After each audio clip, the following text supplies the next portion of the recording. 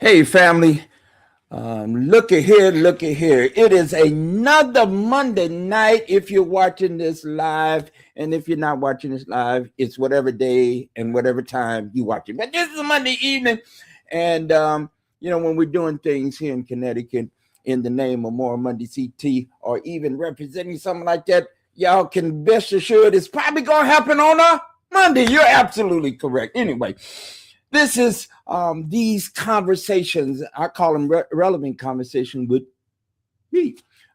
Bishop John Selders here, and I'm glad to be coming to you on these airways. You know, the technology got it so that we could be in multiple places, and yet for a period of time we can be talking to you, sharing with one another, and doing this thing that we do. And tonight is not going to be any different than the other times we have shared in this platform. I have two of my peoples, let me say my Connecticut peoples, a brother and sister, who for almost the entire time my family and I have been in Connecticut, I've known these two peoples.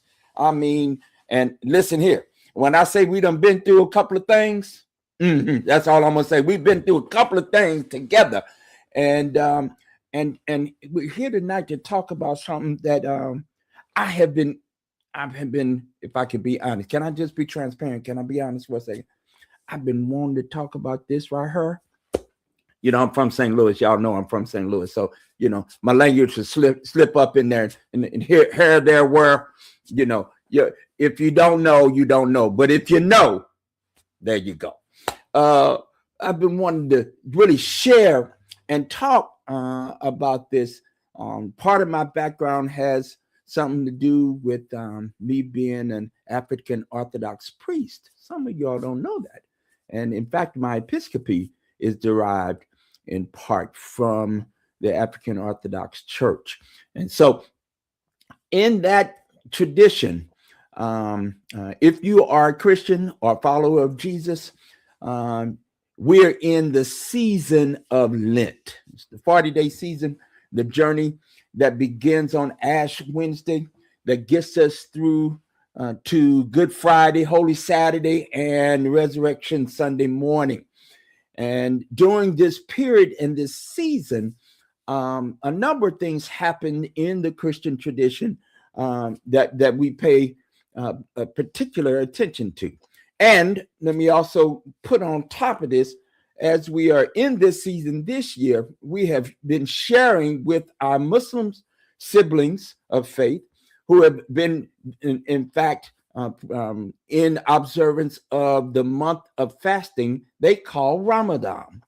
And of course, you can't have Good Friday, Holy Saturday, and Easter Sunday without talking about the Jewish tradition of Passover. What we call the Last Supper was for Jews their Seder meal, and the observance of the tradition, the storytelling that talks about the great transition and move from Egypt into what we call and what the Hebrew people call the Promised Land, and their journey from slavery into freedom. So this is a very sacred time for those of us of the Abrahamic traditions. And so we're going to talk tonight about the Stations of the Cross. And our sister and our brother are here with us to kind of help us have this conversation. Let me bring to this platform the Reverend Dr. Shelley D. Best and the Reverend Dr. Anthony L. Bennett. Come on here and greet the peoples. Greet the peoples. Hey. Good evening. Good evening. All right. Good evening, my sister. Good evening, my brother. Good evening, good people. All righty. Yes. So here we go. We ain't rehearsed this, y'all. This is we ain't rehearsed nothing. No need. We're doing the best we can. What we gonna do though, Reverend Dr. Shelley has been inspired by the Lord. You hear me, brother Bennett? the Lord. My Mississippi self comes shining through at times. Words just can't say it right until you say it with the vernacular on it. Anyway, y'all know I'm silly, and it's kind of late, and I done had a long day today. So it is what it is tonight.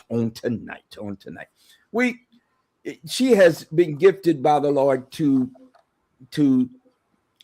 use her creativity in a way to journey with us this and introduce to us, and Reverend Bennett, Pastor Bennett, and the family down at Mount Airy Church in Bridgeport will be featuring this, I'm going to call it art, this expression of creativity, and talking about what is known to many of us as the Stations of the Cross. Now, I know.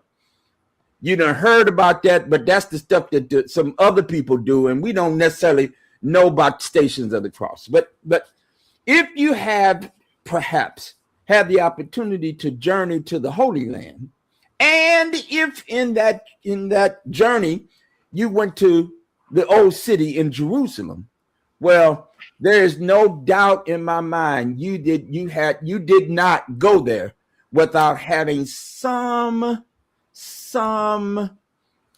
moment that you paid attention to some of the holy shrines and the holy spaces and places. You perhaps got to see, the place where Jesus was crucified. We call it Golgotha. Today, they done built a church on it. It is the church of the... My people would have said the Church of the Holy Sepulchre, the Sepulchre. That's what they called it. So, right? Sepulchre. The Sepulchre. Right. Sepulchre. Y'all funny right there. But the Church of the Holy Sepulchre. Now I can't say it right now. Rev Shelley, I can't even say it right. But you've gone there. You've gone in, and what was the tomb? Well, in fact, there are not just one tomb, but there are a couple. There's one garden tomb, and then within the Church of the Holy Sepulchre, there's another tomb, right? So there are a number of places that there is a place where we believe Jesus, the actual cross, set. You've gone there. Now, if you've also gone, you've seen or maybe even heard of a place that is now called the Via della Rosa. Mm-hmm. Or the Via Crucis, which is literally, it means a place of painful journey or process, a distressing or painful journey or process, or the actual word Via della Rosa actually means painful path, or the way of sorrow, or the sorrowful way. These are ways in which the Via della Rosa, and then we got some pretty wonderful music around the Via della Rosa, right? Any pilgrimage to the Holy Land and to Jerusalem in particular would then have you, at least in part, journey on this way of the cross, right? If you're on that way of the cross, there are a number of places. There's a winding route from the Antonia Fortress, which is yeah. If you've ever been around, and I know I got at least one Baptist preacher here.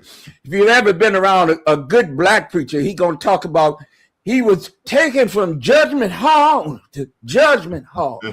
Right. So Jesus, if you gonna preach, right, in a classic Black Baptist church idiom, from Judgment Hall to Judgment Hall. Well, there is a representation of that on the Via della Rosa, and it's about a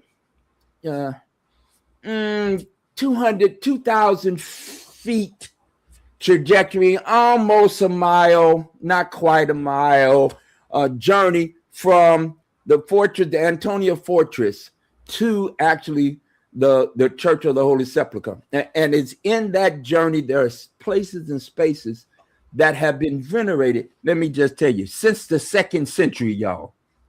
So since the beginning of the 2nd century, people have somehow along this path, they have stopped and done some prayers, done some reflecting, done some talking about this place of this sorrowful place. Now, let me stop. Did I miss anything so far? That was good. Work it, brother. Work it. All right. Except that Baptist part. We'll talk about that Baptist part later. All right. I'm gonna need some hope on it. I'm gonna need some hope because I'm sanctified. So there's another way we know how to go. So from this about the 2nd century, history records, those of us have done a little seminary work and done some study. We know that really Christianity there were not one Christianity. There were many Christianities, and there was an attempt by the Emperor Constantine to bring a little bit of commonality and to celebrate that within the context of this particular faith tradition that at a point got us around the 4th century, so around the year 300 and something another,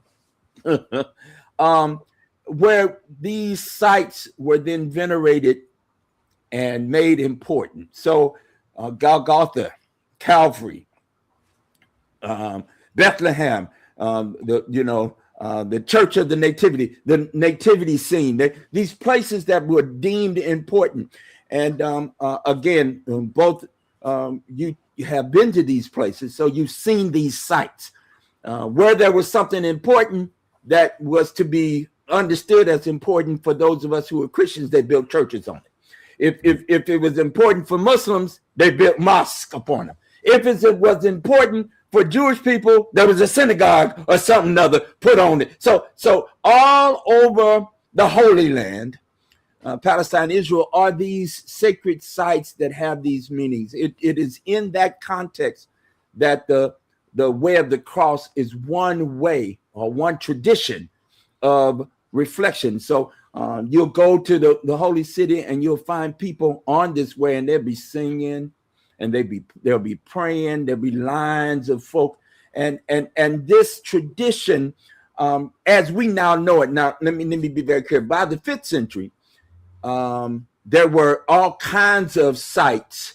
because everybody, just like today, didn't get the opportunity to go to the Holy Land. Mm-hmm. So what was then suggested by several of the leaders of the church, you create your own way of the cross. So and you use, people were not able to read like we can read today. They weren't literate in the same way. So what was used by the faithful were smells, so incense, or bells, or candles being lit. There were other ways to invoke that which is sacred or holy within the community of faith. And so it was encouraged that people create these spaces and places all over the world, all over, and largely because this was driven by the one church in many different forms, coming out of, people don't understand, Africa birthed all of it. But anyway, I ain't gonna stay there. But, why not? Stay there, Doc. Stay there for just a minute. Well, that's because talking about veneration, Doc. That's what's been in my spirit. Yes, so various forms of Christianities. That's the Christianities, and we coming home. That's exactly right. These traditions then by the 4th, 5th century became a way of being across Christendom. So there were all these different spaces and places, and there were dozens and dozens. In fact, one source I read said there were, in fact, we talk about 14 stations. Some of them had 400 and 500 stations of the cross, right? So there were all these other spaces and places where they said, listen, to be faithful to practice this faithful devotional tradition, which is what the Via Dolorosa or the Way of the Cross became, then you do this in all kinds of ways. By the 1700s, 18th century, the Franciscan community, the monastic priestly community took over. Okay, this is how it's going to be. And they began to regularize and or standardize what we now call the Way of the Cross. There are 14 stations in its traditional understanding that in fact are practiced as a devotion, a way to actually bring folk, especially during this time, this holy time of Lent, as we journey to Calvary and the cross, to do that. Now, that's the setup for what Reverend Shelley has done. Could you talk a little bit about, how you got to this point, and then the creation of this Way of the Cross, this journey of the Stations of the Cross? Well, thank you. Thank you so much for having us this evening to talk about it. I think it starts out for me because, like some of us, I was raised Roman Catholic, and having come through that practice, I was one who was fascinated with the images. I was very fascinated with that and the spirituality. So I was always one to have an attraction towards the mystics and the ancient church. And so that's what I held on to through Catholic faith. And as time went on and I developed my own journey, I gave my life to the Lord, became a born again Christian at First Cathedral, what it is now. It was First Baptist back then. Gave my life to the Lord, but then eventually ended up Methodist. But in all that, I've always been an artist. And so for me, I'm an artist and I'm a meditator. And so when I paint, I pray. And so I have a practice where whatever I paint usually is a spiritual expression. I will spend some time just staring at the empty canvas until I am directed.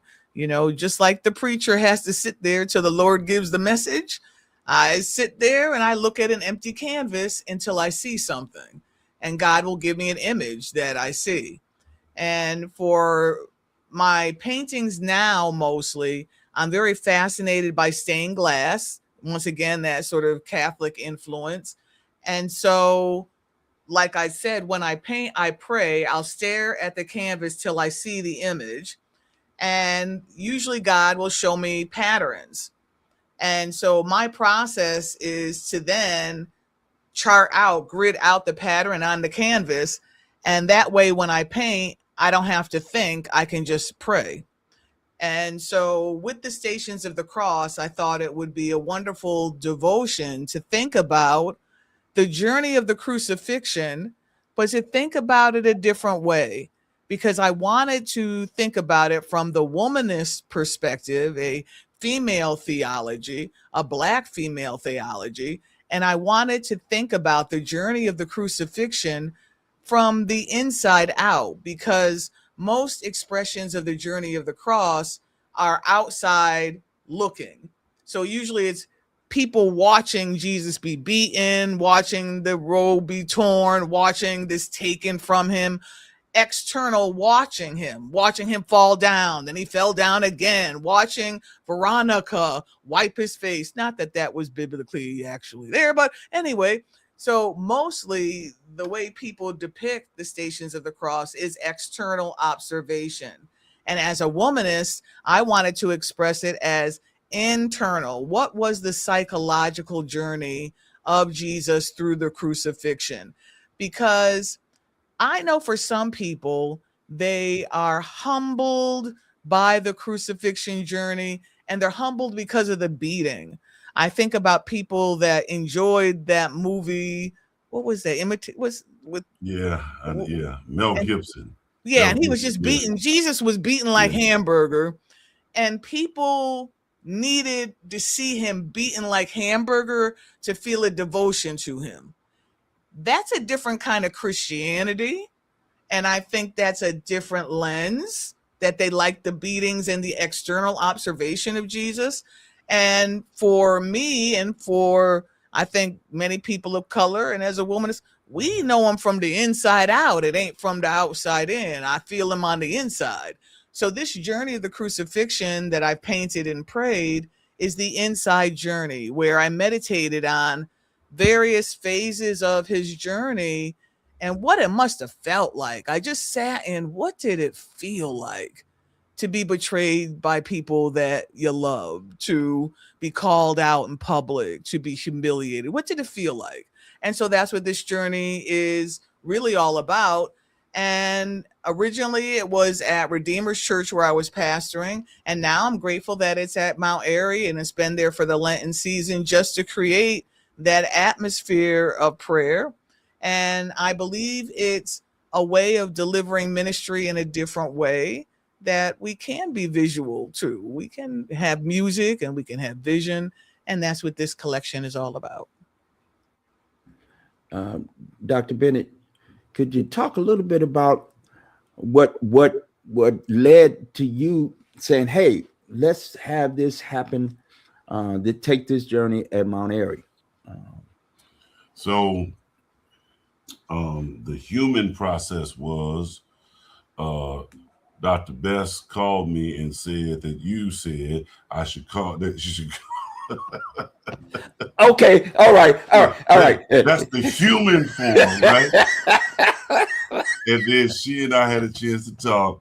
I looked at some of the pieces, and I think in a deeper way, since pastoring there in '94, and then coming from New York, I have sought to step out of the traditional box, and in my own personal faith of connecting head, heart, and the Kuumba creativity.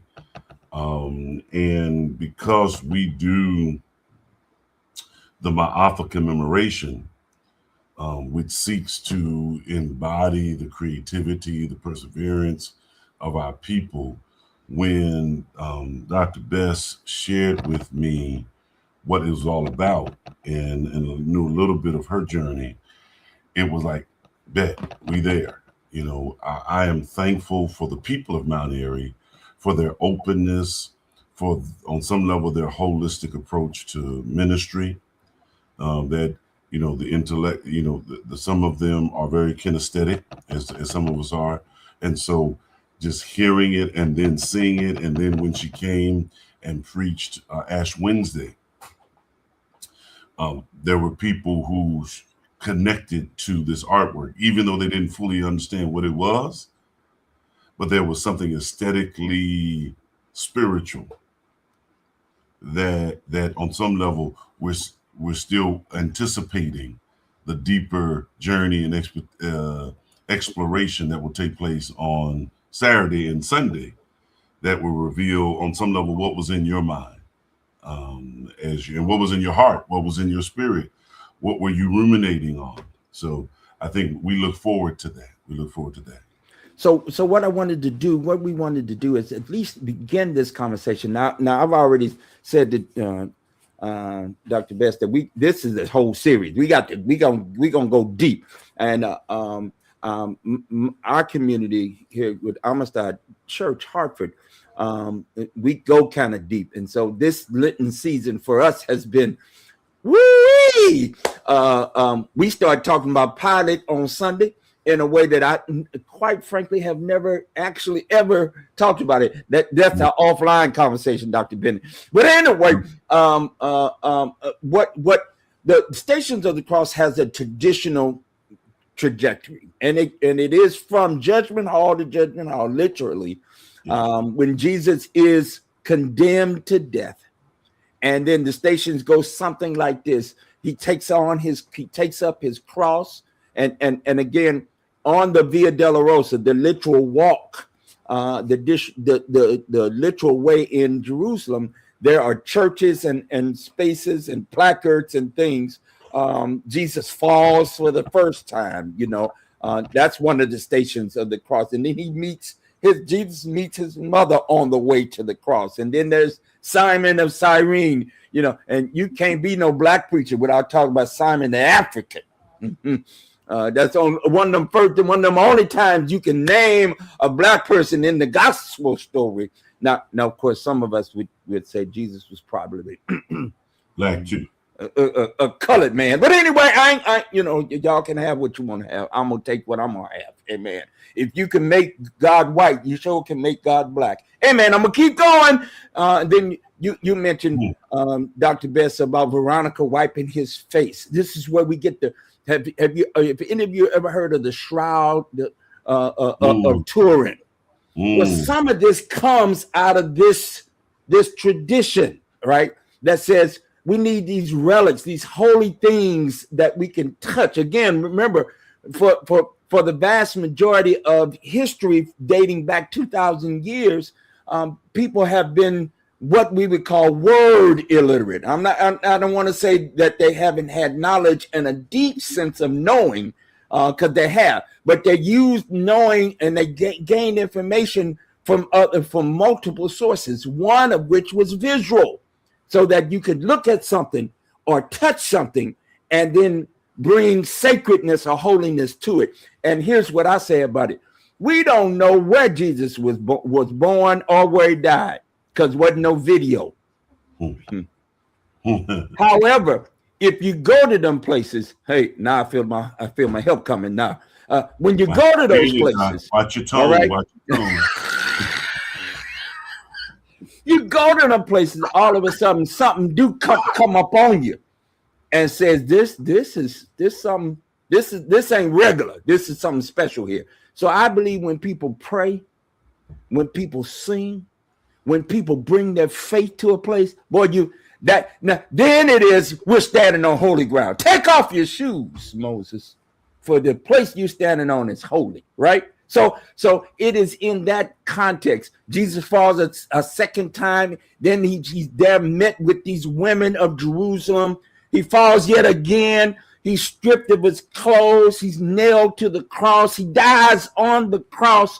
Then they take him down from the cross, and then they lay him in the tomb. Those are the traditional stations of the cross. Now, Reverend Shelley, she has some images, and she's recast these stations based on what you named from a womanist internal perspective. And so what I'd like to do is show several of these pieces. We won't get to all of them, but show a few of these pieces. Now, one of our friends just chimed in and said that the labyrinths were created in part as a substitution for the pilgrimages to Jerusalem. So some of you have had the experience of doing prayer labyrinths or walking around in each little spot and praying. What this is the same kind of thing. Now Catholic churches and Orthodox churches, the ancient denominations, or as my grandmama would say, nominations, or reformations of the church. But that in fact we have some of these too. You can't do, if you've been around some sanctified Baptists, well, that communion table is something other. And they just a whole thing. There's a movie called Say Amen Somebody that features in one part some folk that I'm related to. And I mean by blood. And one of my cousins who used to set the table at the gospel choir, the convention of gospel choirs and choruses. And so, and she's Baptist shown up. And so they wear white gloves and they set the table in a certain kind of way, and you bring the all of that holiness. And listen, you can say it ain't in the Bible or not, but you sure know what they're doing is conveying, or can I say this word and y'all don't want to be mad at me? They're conjuring some spirit. Right? There's something when we do the rituals that we do, and so I'm gonna say that. Come on, Reverend Shelley, talk to us about this first station. Let me see. Now I'm going to try something new. So if it work, amen. Come on, Holy Ghost, help everything happen. Help everything happen. All right. We're gonna go to. Hang on for a second. Let me make sure I'm on the right everything. Now I tried this earlier. Talk to us a little bit about this right here. What is this right here? Here we go.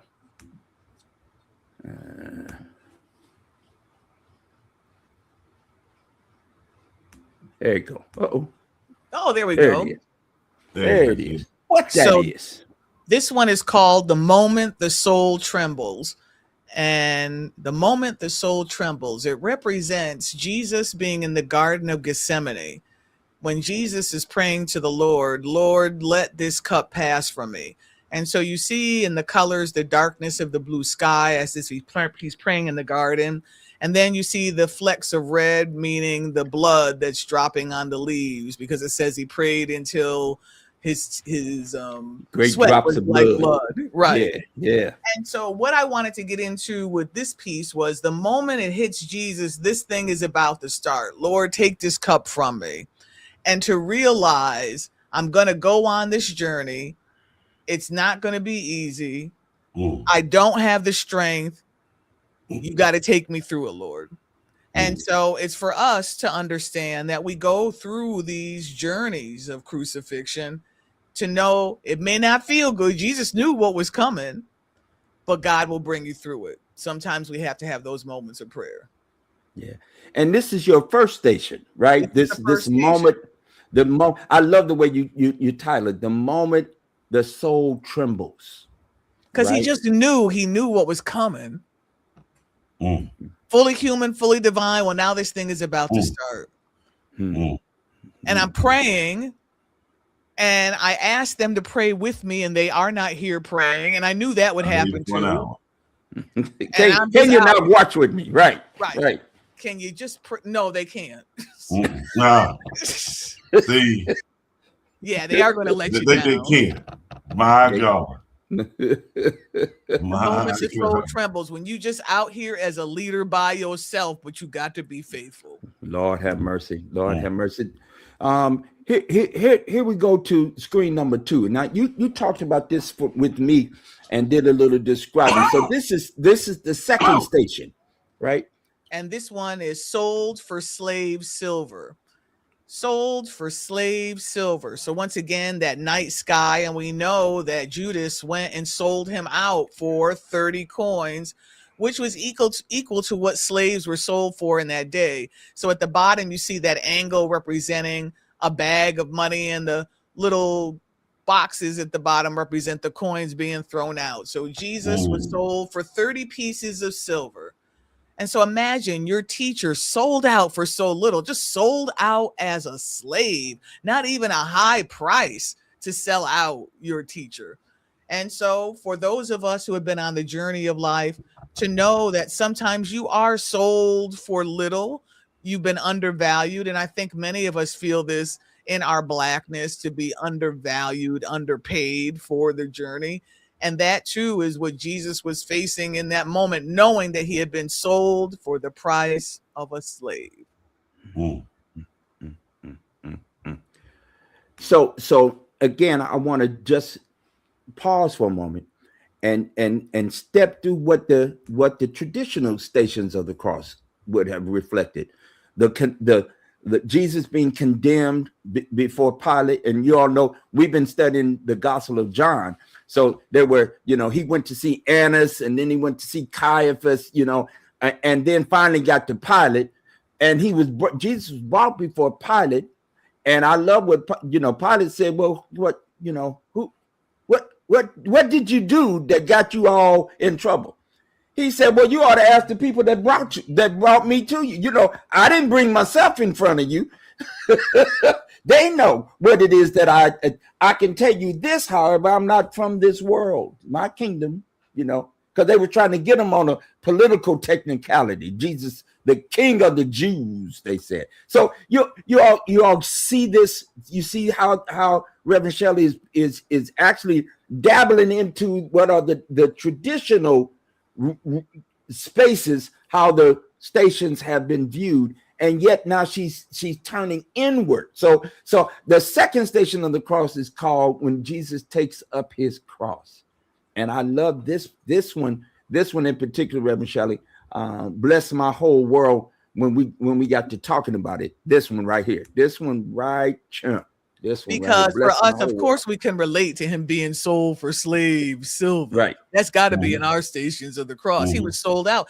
And how undervalued How undervalued for Jesus to just be sold for a few coins.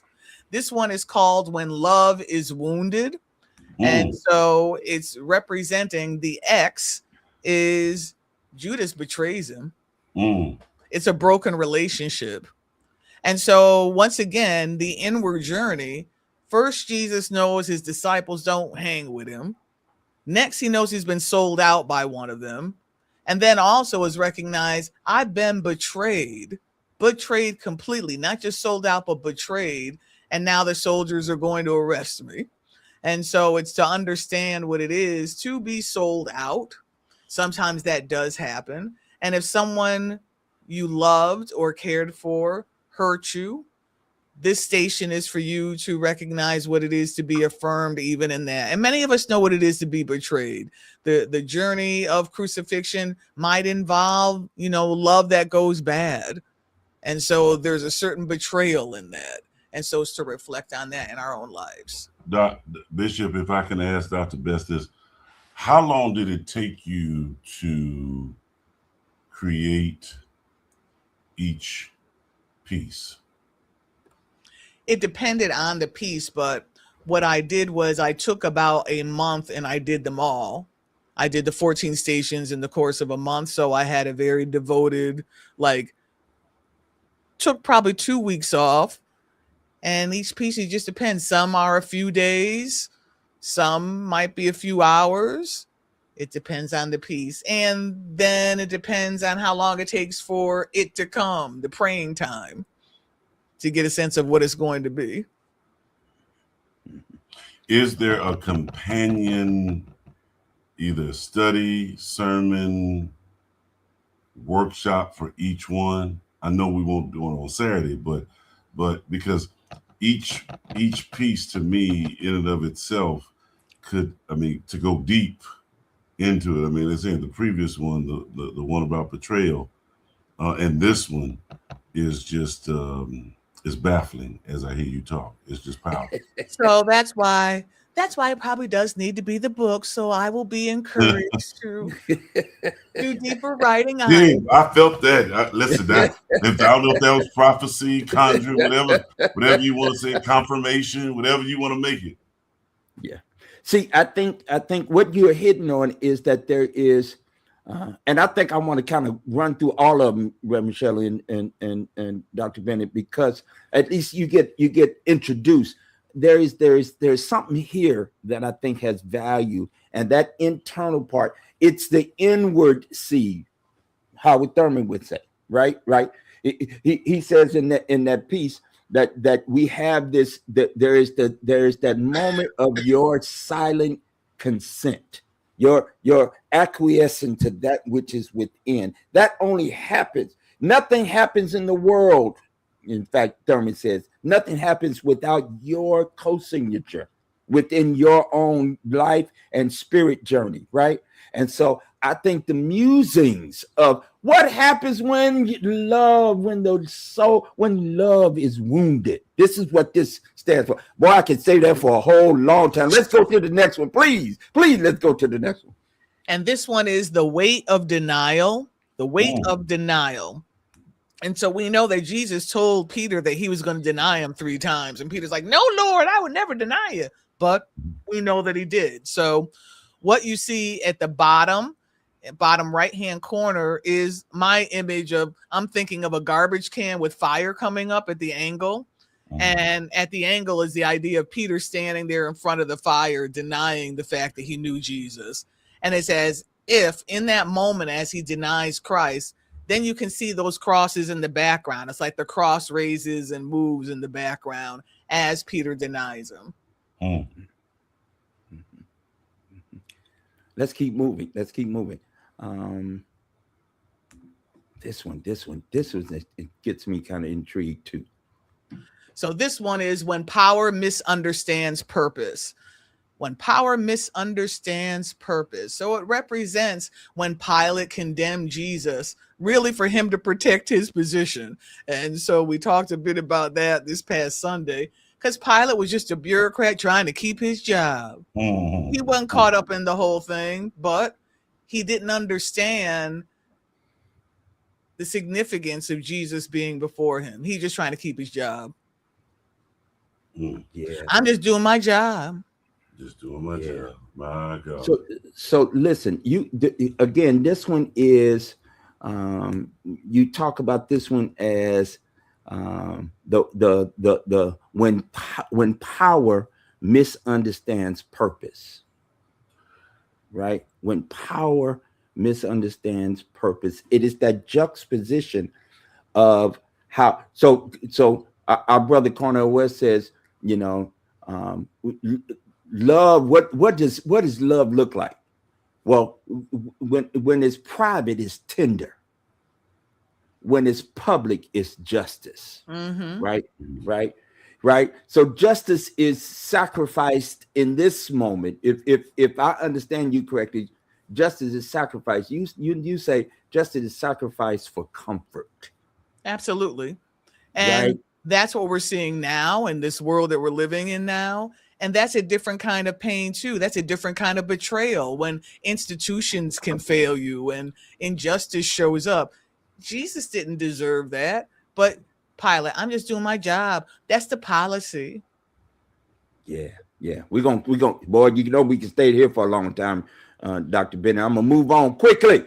Man, I ain't saying nothing. I'm not saying nothing because I want to stay on the first, second, third, and fourth one now. So go ahead. I know you're trying to get through them all, Doc. So I'll yes, wait. Sir. Here though, for sure. This is the one. This image is called "The Price of Leadership," and it's representing the crown of thorns. And it happens to be the piece that I usually gift to leaders. And so for leaders, I share this with them because when you are in leadership, there is a price that is paid in leadership. And so with this, Jesus was mocked. The crown of thorns was put on his head, and the corners represent the blood that came out of his head with the crown. But it's also recognizing he understands that leadership has a price paid. There is a wound of leadership. Even Jesus got hurt being a leader, and he was perfect. Wow. But them folk hurt him. Isn't that something? We wonder, we get hurt in leadership, but even Jesus got hurt in leadership. And then think about what wounded him the most as a leader. So here I would lift up what our brother again, Cornel West said. We were talking about this, Reverend Best, the other day. It's that moment when Cornel West said it like this. He said, there is a condition of truth. That condition of truth is to allow suffering to speak. I wonder, as we and then he goes on to say, and then the condition of being the truth is to transform your suffering with great creativity and compassion into forms and deeds that empower others to do likewise in their own ways. That's the whole of that that quote. This cost of leadership, again, Dietrich Bonhoeffer, the cost and joy of discipleship. That's another phrase of that. What does it mean? Now, again, speaking inwardly, if in fact Jesus is the model, right? Then what might it mean, and what do we want, or even do we allow ourselves to allow our suffering, if we're going to bear our cross, how do we allow that suffering, that bearing, to actually speak, right? And in what ways do we do that? How do we live that out? How do we actualize what that means, other than, as the saints used to say when I go, Lord, it's a suffering way. And what they really meant is, I got to deny myself of everything. I can't go to the movies. I can't smoke cigarettes. I can't do nothing but just wear all these clothes and be all stiff and tight. It's a suffering way, they would say. And yet, what we know in a contemporary context, that's just one way of naming that, right? But in our contemporary context, how do we say, as Dr. King might have said, that suffering has a transformative function in community and in a society. When we then speak, allow that to speak, what does it say? And how does it then co-create and to create a better world and a better space? Dr. Bennett, I seen you lean forward. Man, you know, it's like that double dutch. I'm ready to jump in, right? So I guess I have another question alongside of that question, because it assumes that the cross, the crown of thorns, is the leadership. What is the tension and the dialogue between that traditional view and the womanist view, aspects of the womanist view, which doesn't always embrace that view of suffering as inevitable? So do you have any perspective on that? I would say this piece unpacks more because it taps into the resilience of leadership. And so I am going to the emotional side of leadership. The traditional side is looking more at the beating and the political ramifications of him declaring himself king. But I'm looking at the wound of the pain, the inner pain, the struggle of leadership, and also what it means to pulling through that journey. So that's the difference. Okay. Yeah. I'm gonna keep going. We can stay here long time. Every one of them could be a whole. Yeah, right. It's a whole in and of itself. Here's something. Look at here. Lord, don't fail me now.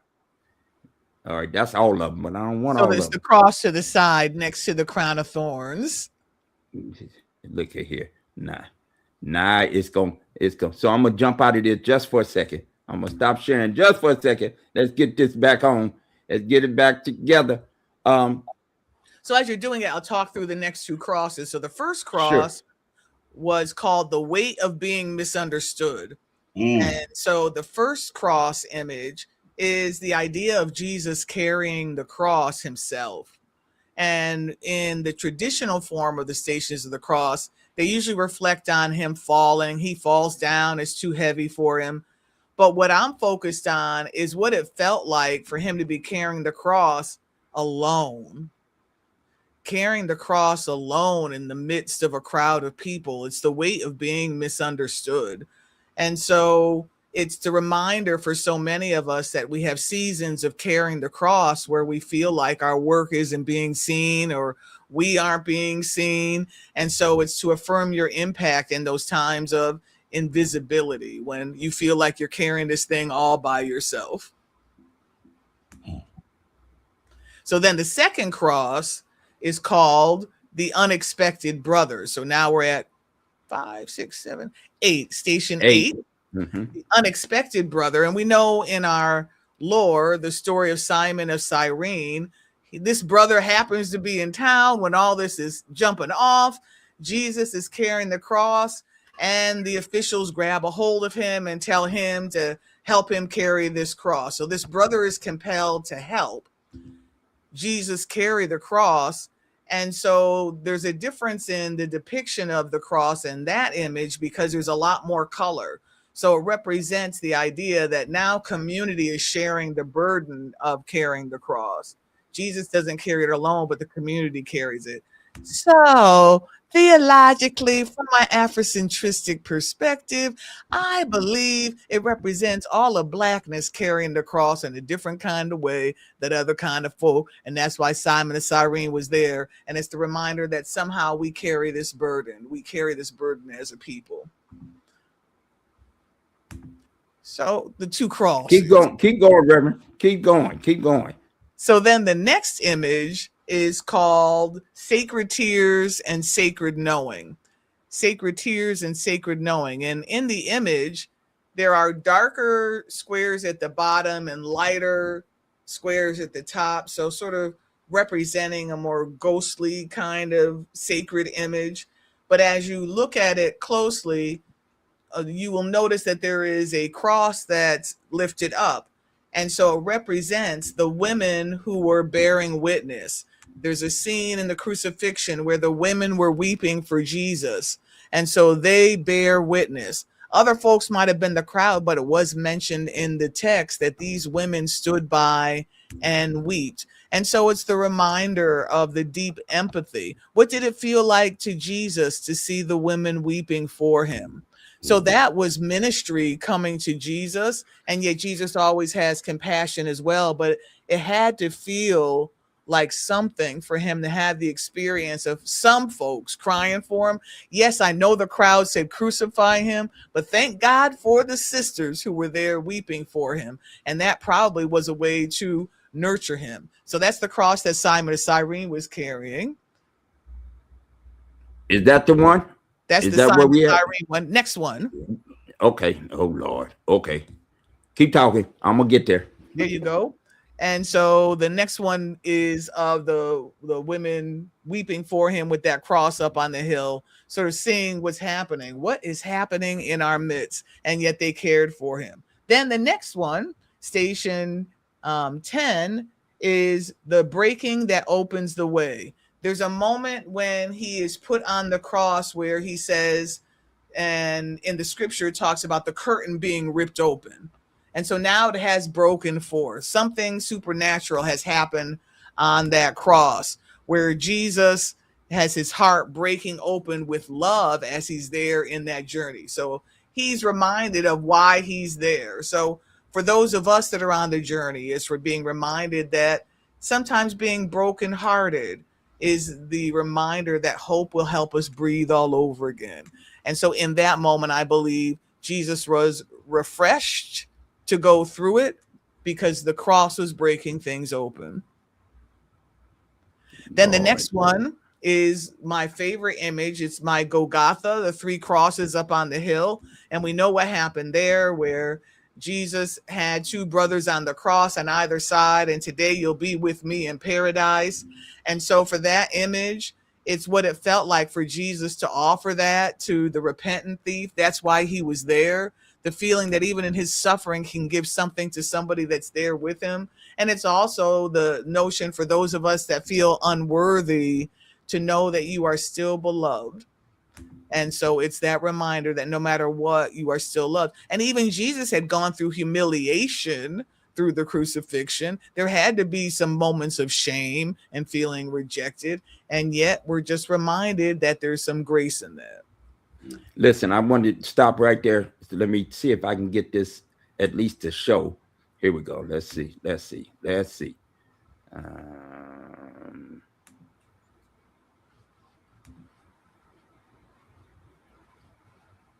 Yeah, there it is. That's Golgotha. There it is. So seeing the 3 elevated crosses. And then as you look at them, there's sort of a counter reflection down below. So it's just that reminder of the mercy that comes on the cross. And it wasn't just Jesus offering mercy. He had to feel something inside too in the midst of this moment. So that's grace that finds us. That's what that one is called. Wow, grace that finds us. My God. And isn't that an interesting juxtaposition? Then, you know, the story of the he was hung between 2 thieves, right? Mm-hmm. And today you'll be with me in paradise. That's one reflection. But to think about grace in that context, right? Who amongst us, you know, would not like to, in the moment of when we find ourselves in that space of being not only accused but convicted. Oh my God. When we have wronged, right? Or when we done wrong, or when we have been accused of doing wrong and go through the process. You don't even have to be, listen to me speak in my vernacular. You don't have to be done that wrong. But to be accused of having done the wrong thing and needing, as it were, grace extended. But also, if you want grace, what about extending some grace? Totally.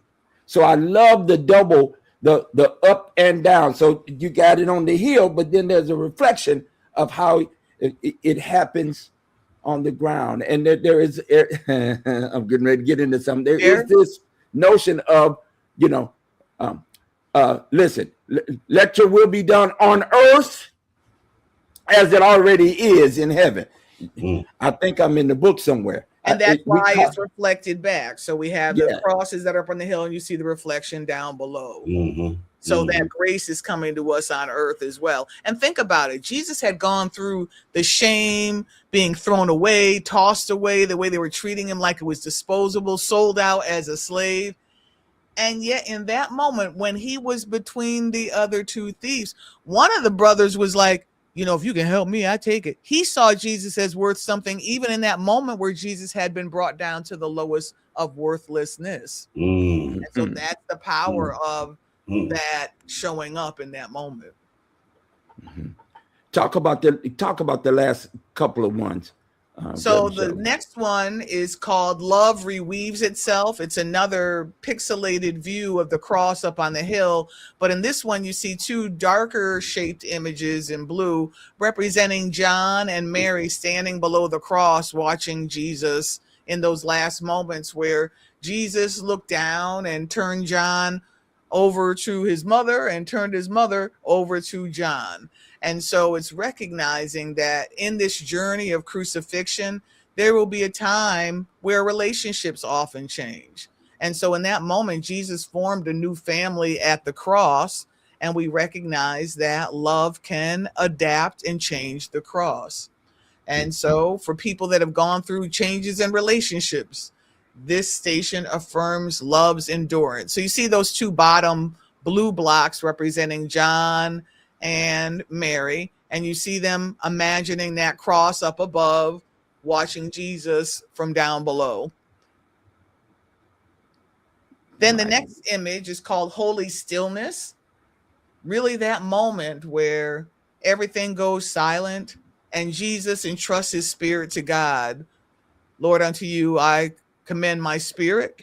And so the next image is that quiet geometry of peace. And then the final image is called the womb of becoming, and it represents Jesus being placed in the tomb, where the waiting begins, life is still forming, and then we rise. So the womb of becoming is what the tomb is in the journey of resurrection. Now go back to that station 13 for you. What is it called again? The Holy Stillness. Yes, the Holy Stillness. I'm gonna show that because let me tell you what came to me. Come on now, let's get this together. Y'all pray for me. This technology, we coming along. We give you credit for trying. You're doing it. You're doing it, Bishop. You're doing it, Bishop. Y'all pray for me now. Look at this right here. Yeah, man. The Lord is my shepherd, I shall not want. Maketh me to lie down in what? Green pastures. Look at that. If you can see that at the bottom, immediately I got that. That's what came to mind when I first viewed this, right? That there's these ways of knowing for us that what art invokes for us, right, has something to do with how we tap into our inner knowings.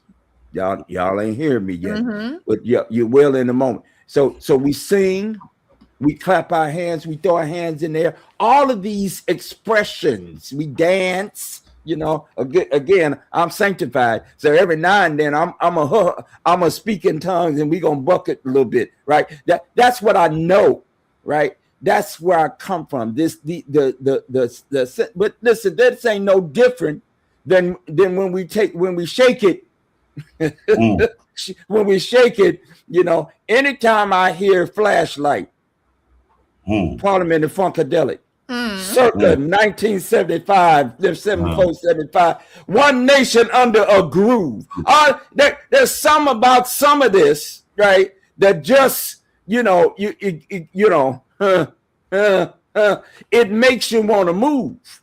And art does that for us. It connects in places. It taps into the possibilities of our ways of knowing that move us in and then out of our own heads, right? And begins to tap that which is heartful, that which is spirit-based. Reverend Shelley, I'm so very proud of the work that you have gifted us with. We're gonna spend some more. We at an hour, and I don't want to belong to the time any more than we need to or can, in fact. But what I wanted to make sure we did tonight was to say to you, first of all, thank you for the opportunity we have just to try to access something different, right? And to go through a number of these portraits, these expressions of your creativity. But let me also say something about let me prep your book a little bit. Let me promote your book, Creative Disruption.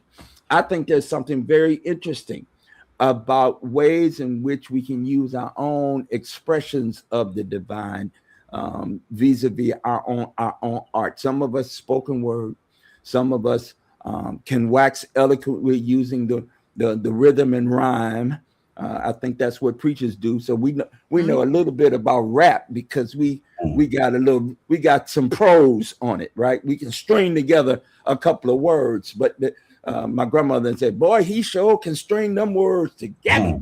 You can swirl some words now. Swirl some words, right? So I think in lots of ways, here's what we are being tasked to tap into. Again, if you haven't heard the theme, folks, tonight, the theme really is how do we express these ways of knowing in such a way, not just so that we get the glad. See, I'm glad that the Holy Ghost comes, right? And then when the Holy Ghost comes, you get joy. But quite frankly, that wasn't Pentecost. Wasn't for you to get the joy. Pentecost was they spoke in other tongues as the Spirit gave utterance, so that other folk heard this language. And so the Medes and the Persians and the other folk heard their languages spoken to them, and they were praising God to the point that the people said, "Lord, they done broke out the ripple, and they done broke out this some new wine." Oh, right. So I mean, that Pentecost, this expression of art through spoken word. If y'all can let me just do a little jazz right there, right? Speaking in tongues is really this expression of art by spoken word that actually changes the world. The music business didn't know what to do with rap. It broke through so that now you go to any part of the world and we were in Palestine, Israel. We heard hip hop in Arabic. My Lord, right? That it now has changed music. It's in a way, and then black people here in America said, "Well, okay, we're gonna do something else." They come up with this trap music. Now I don't get. They miss me with that. I can't. I'll connect, but some people do. So here we are in this moment, and our sister has offered to us a way of knowing in the world, and I'm so appreciative of you. And so can we talk about Saturday just briefly for a moment? I know folk gonna be doing all kinds of stuff, but Saturday you're gonna be sharing with every church in Bridgeport. From 10 to 12, we're going to gather for a time of prayer and going through the Stations of the Cross for those that might come, that will have that experience together, and just a time of fellowship for whoever comes to have fellowship during this time of Lent and to be prayerful and reflective, because let's face it, we get so busy with the production of holidays, we forget the sacredness of our holy days. Mhm. And so this is a holy day activity before you get into the holiday rush of Easter activities. So come between 10 and 12 and get geared up for Holy Week. All right. Dr. Bennett, last word. Come. All right, that was it. You heard it. You There we heard it go. straight from the horse's mouth. Listen, thank you all. Thank you. For Thank you, joining. Doc. Thank you for this conversation, this very interesting and reflective moment. Let me lastly say, for those of you who are faithful folk, you practice whatever tradition you practice, this is the time, I believe, whatever your tradition is, whatever your reformation, whatever your denomination, if you will, that you take a few beats and you think about the reasons and the why, and then how does any of this that we go through now, and there are plenty of people in the world going through some things. We're at war in places. War has been being raged. That's not in the headlines, right? There's conflict in the world, political and social upheavalment. Certainly, those of us here in the United States and in the West can talk about how money is real funny right along through here for some of us. Cost of living is increasing. The price of anything has gone up, and everything. Lord have mercy, that gas, because they started dropping bombs, that gas done went up. It done went up, it done gone up. But in the ways in which we are, while we can take the moment and complain about it and talk about it, there are ways in which we can also reflect and really come through with why we are here, these existential questions, why we're here, what is our purpose. And I think viewing some of this and sitting in this, we may find a higher calling and a higher truth around it. So we pray that it sparks faith. And Reverend Shelley, can you come back? Dr. Bennett, of course, come back and share with us. I'm excited about the opportunity to spend more time with these stations of the cross to mine out deeper meaning. Huh? How about that, though? All right. All righty. Thank you all. We'll see y'all. Peace and blessings to you all. God bless. God bless.